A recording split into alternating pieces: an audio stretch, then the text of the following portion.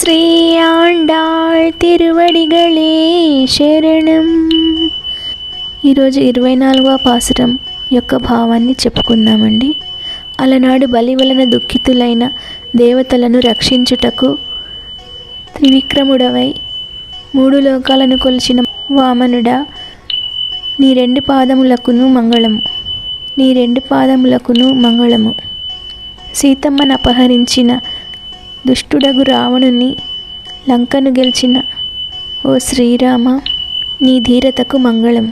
బండి రూపంలో శక్టాసురుడు అనే రాక్షసుడు నిన్ను చంప ప్రయత్నింపగా వాని కీళ్ళూడునట్లు తన్నిన నీ కీర్తి ప్రభలకును మంగళము.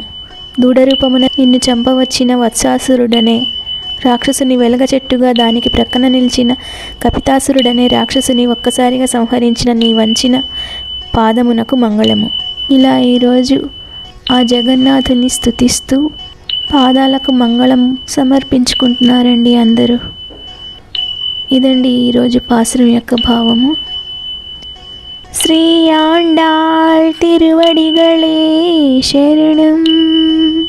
మరో పాసురంతో మళ్ళీ రేపు కలుసుకుందాం. జై శ్రీమన్నారాయణ.